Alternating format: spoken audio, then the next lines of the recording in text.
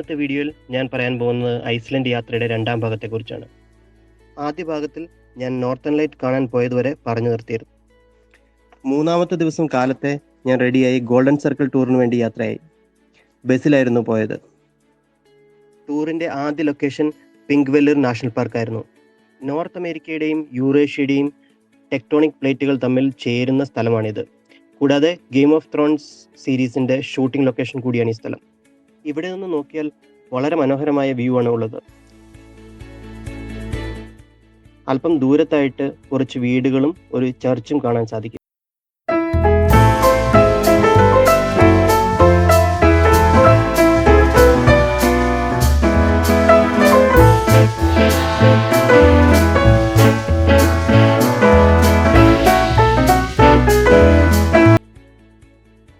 ഇവിടെ അല്പനേരം കാഴ്ചകൾ കണ്ട ശേഷം ടെക്ടോണിക് പ്ലേറ്റുകൾ ചേരുന്ന താഴ്വരയിലൂടെയാണ് ഞാൻ എൻ്റെ ബസ് പാർക്ക് ചെയ്തിരിക്കുന്ന സ്ഥലത്തേക്ക് പോയത്.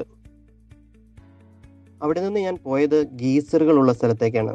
യാത്രാമധ്യേ ഞങ്ങളുടെ ടൂർ ഗൈഡ് പറഞ്ഞതനുസരിച്ച് കുറേ ദൂരം ഞങ്ങൾ അമേരിക്കയുടെ ടെക്ടോണിക് പ്ലേറ്റിലൂടെ സഞ്ചരിച്ചിട്ടാണ് ഗീസറുകളുള്ള ഏരിയയിലെത്തിയത്. എനിക്ക് ഐസ്ലാൻഡിൽ ഏറ്റവും ഇഷ്ടപ്പെട്ടതും ഏറ്റവും അത്ഭുതകരമായി തോന്നിയതും ഗീസറുകളാണ്. ഭൂമിയുടെ അടിയിലുള്ള ചൂടുവെള്ളം മുകളിലേക്ക് പമ്പ് ചെയ്യുന്ന ഒരു പ്രതിഭാസമാണ് ഗീസർ. ഐസ്ലാൻഡിലെ വോൾക്കാനിക് ആക്ടിവിറ്റി മൂലമാണ് ഇങ്ങനെയൊരു പ്രതിഭാസം ഉണ്ടാകുന്നത്. ഗീസറുകളിൽ നിന്ന് വരുന്ന വെള്ളം വളരെയധികം ചൂടുള്ളതിനാൽ ഇവിടെ ഒരു നിശ്ചിത ദൂരത്തിൽ വേലി കെട്ടി തിരിച്ചിട്ടുണ്ട്. നമ്മൾ വീടുകളിൽ ഉപയോഗിക്കുന്ന വാട്ടർ ഹീറ്ററുകൾക്ക് ഗീസർ എന്ന പേര് ഉപയോഗിക്കാറില്ലേ? ആ പേരിൻ്റെ ഉത്ഭവം ഇവിടെ നിന്നാണ്. ഇത് ഗീസർ അല്ലെങ്കിൽ ഗെയ്സർ, ഈ രണ്ട് വാക്കുകളും അതിനുവേണ്ടി ഉപയോഗിക്കാറുണ്ട്.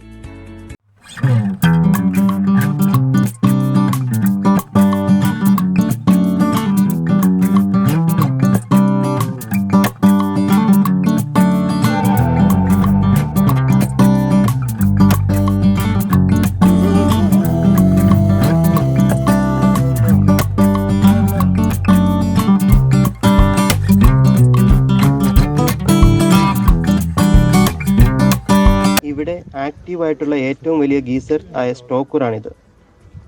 ഒരു 3 മിനിറ്റ് മുതൽ 7 മിനിറ്റ് വരെയുള്ള ഇടവേളകളിൽ മണ്ണിനടിയിലെ ചൂടുവെള്ളം ഒരു കുമിള പോലെ മുകളിലേക്ക് പൊട്ടിത്തെറിക്കും. ഓരോ തവണയും ഇതിൻ്റെ ഫോഴ്സ് വ്യത്യസ്തമായിരിക്കും. ഏകദേശം 20 മീറ്ററോളം ഉയരത്തിലാണ് വെള്ളം പമ്പ് ചെയ്യപ്പെടുന്നത്. മണ്ണിനടിയിൽ നിന്നും 240 ഡിഗ്രി സെൽഷ്യസ് ടെമ്പറേച്ചറിലാണ് വെള്ളം പമ്പ് ചെയ്യപ്പെടുന്നത്. മുകളിലെത്തുമ്പോഴേക്കും അത് ഒരു 100 മുതൽ 150 ഡിഗ്രി ആയി കുറയും. ഇതിന് ഏകദേശം 1000 വർഷത്തോളം പഴക്കമുണ്ട്. ഗീസർ ഇറപ്ഷൻ നമുക്ക് ഒരിക്കൽ കൂടി കണ്ടു നോക്കാം. ഇത്തവണ കഴിഞ്ഞ തവണത്തെ അപേക്ഷിച്ച് നല്ല ഉയരത്തിലാണ് അത് ബ്ലാസ്റ്റ് ആയത്.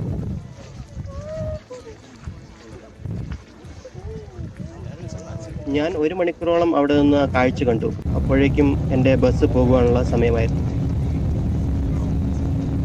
അടുത്തതായി ഞങ്ങൾ പോകുന്നത് ഗൾഫോസ് വാട്ടർഫോളിലേക്കാണ്. ഇടയ്ക്ക് കഴിക്കുവാനായിട്ട് ഞങ്ങൾ വഴിയിൽ ഒരു ഹോട്ടലിൽ നിർത്തി. അപ്പോൾ അവിടെ കാലാവസ്ഥ വളരെ മോശമായിരുന്നു. പെട്ടെന്ന് ഒരു സ്നോ സ്റ്റോം അടിക്കുകയുണ്ടായി. വളരെ കഷ്ടപ്പെട്ടാണെങ്കിലും അതിൻ്റെ വീഡിയോ എടുക്കാൻ ഞാൻ ശ്രമിച്ചിട്ടുണ്ട്.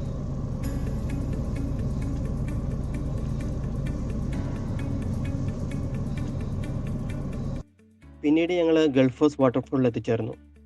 ആ ഏരിയ മുഴുവൻ മഞ്ഞുകൊണ്ട് മൂടിക്കിടക്കുകയായിരുന്നു.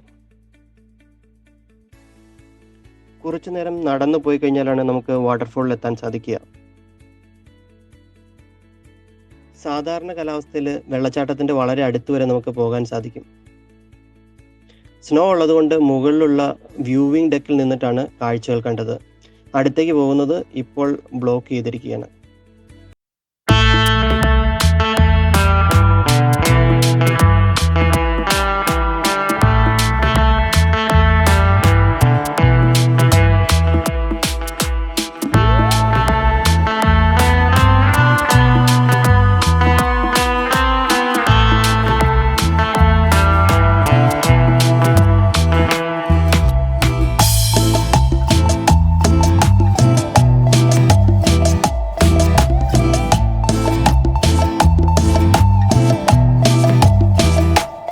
ഞങ്ങൾ അവിടുന്ന് തിരിച്ചു പോന്ന് റേക്യവിക് സിറ്റിയിലെത്തി.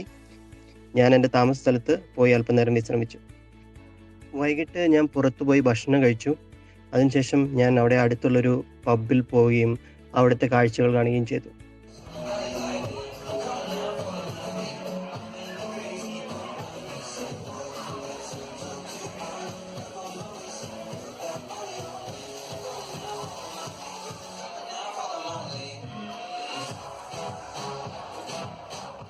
അങ്ങനെ ഐസ്ലൻഡ് യാത്രയുടെ രണ്ടാം ഭാഗം ഇവിടെ അവസാനിക്കുകയാണ്.